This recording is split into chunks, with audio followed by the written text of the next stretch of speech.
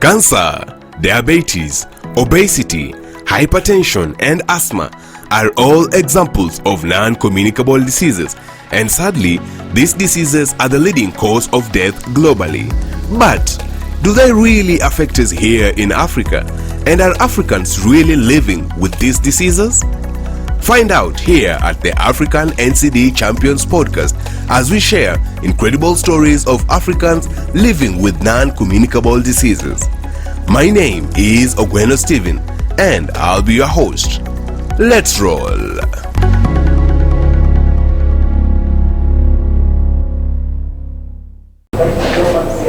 All right, thank you very much for agreeing to join us today. Thank you for having me.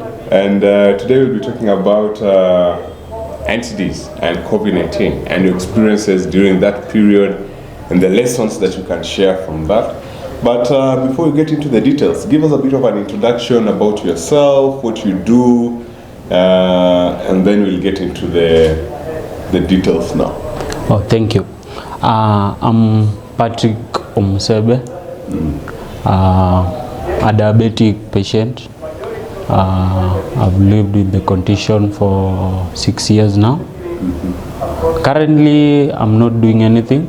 I'm still looking on, or can I say I'm still deciding on what to do. And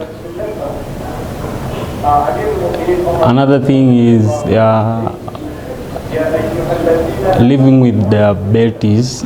As I see it, it has its own limitations and opportunities. Yes, because like now I can say this is an opportunity to share my story, but also it has given me some limitations because I'm not able to get a job somewhere, or as in start something with people who think start something, because mostly people think that when you have diabetes you are not fully human. I think they see you like someone who's disabled in certain ways, and that really makes things hard. But by coming together, as in sharing our stories and everything, there is a window opening somewhere for everybody to get to see forward to his future or something like that. All right, interesting. What's your story? When did you discover that you had diabetes? How did you discover that you had diabetes? What happened? Oh, so Patrick used to live up country, by the way, with my grandma. So by then I was in class 8, 2015. It started like just some malaria. They were such. Then after several visits, tests, and everything, there were no right results coming out, as in showing what was going on with me or anything like that. So I had to come to Nairobi. That's when I was taken to Nairobi hospital. At first, they didn't diagnose me with diabetes. They said I had a bacterial infection, so I had to take some drugs first, which were, I can say, making things worse at the time. But after a week on those drugs, I was taken back there. Then it also took a long time before I stayed at the hospital for like 8 hours, just on the drip, and the doctor said maybe he has TB. So I was being checked on other diseases that I didn't even have. So, but later in the evening that day, a certain nurse came around, asked what was going on, That's when she asked me how many times I had gone to the washroom. I told her since I came it was like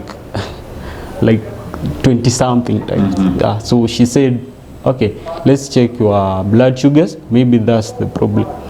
And that's when I was told that I had diabetes. On hearing that, at first I was still young. I didn't understand what was going on.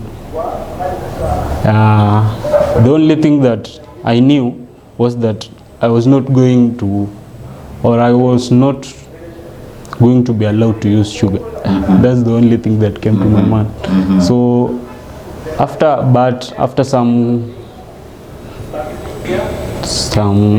teachings and all that with the doctors, nurses and everybody, even my family, friends, I came to understand diabetes is just I can say it's just a condition, yeah, which can be managed, and if well managed, that is, you are like just you are just like a normal person who is healthy, doesn't have any condition or complication or anything like that. Yes. All right. Interesting. It's interesting how you found out after like several misdiagnoses, which seems to be the riding thread for diagnostics. But anyway, other question now. So during COVID, from 2020, when it happened, how did it find you? And how was the experience living with diabetes during COVID-19? First of all, when the news were out, it was terrible.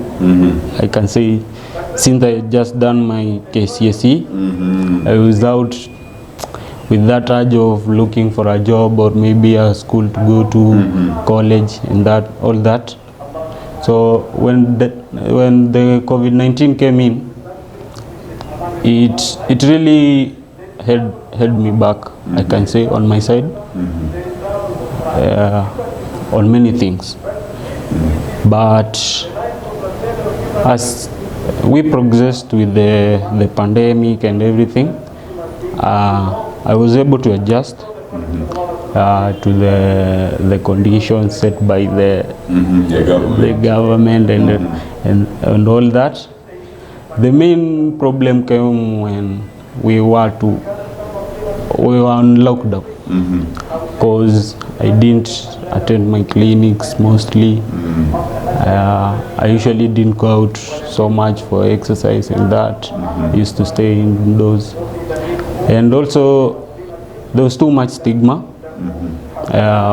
that if you have diabetes, the moment you get COVID, you're dead.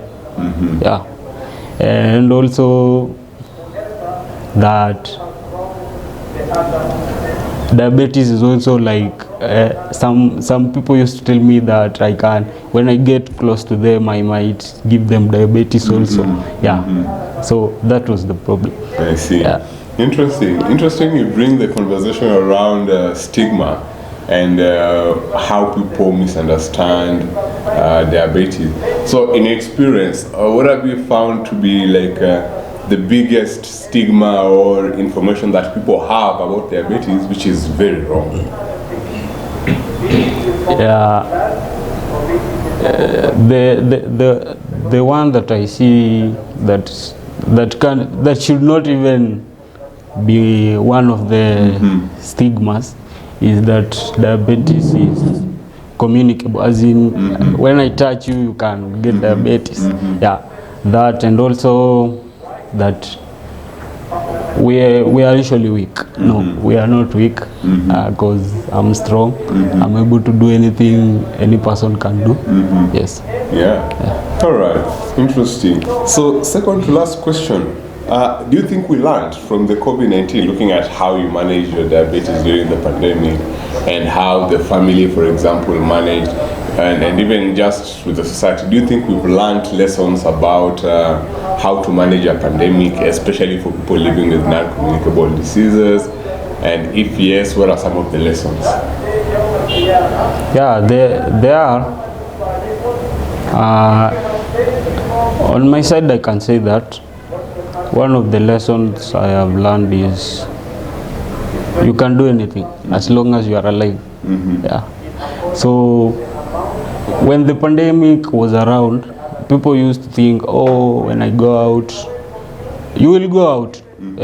You will only have a problem when you get the virus to yourself, not when you are just around sharing what you are to share or doing what you are to do. Because when you hold back, it really it really breaks things mostly. Yeah. And people should know that if I'm human, you are not limited to helping anyone. Yeah, because once, like when during the corona time, I passed out because of hypo. Then I was home alone with my mom and aunt. You see, they are ladies, so they were not able to carry me to the vehicle that had come to take me to hospital that day. So my mom had to call some few guys from around to help. The guys were like, no, that's your burden. You have to carry it.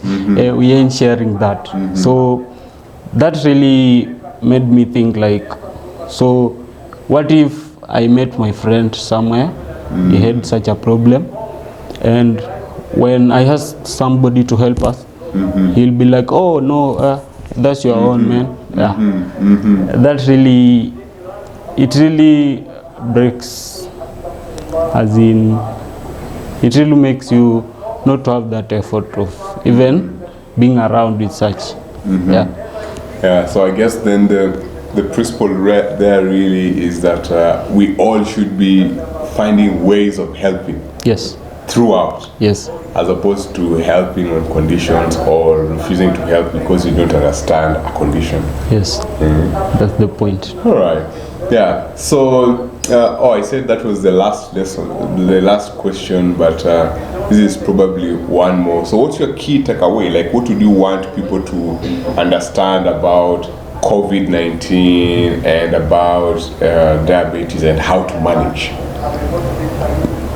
COVID-19 and diabetes, yes, they are different things, because one is, I can say they are both natural, but one is one is carried individually. One is carried by an individual that can't pass it to another guy, but with COVID, it's, as in, it's communicable, you can pass it. So there is a difference. Don't compare a person living with diabetes with one that has COVID-19, because there is a difference. Yeah, a very big difference. Yeah. All right. So I guess with that, I'd like to thank you very much. You share very interesting lessons around personal experiences and around the need to be very helpful, which I find very refreshing. So thank you very much for agreeing to come and to share with us. And hopefully we'll host you again. Thank you for having me. All right. Now that was incredible. Thank you for listening in. Share this with your networks and follow us on all social media at Storylink and at NCD Champions. See you on the next one.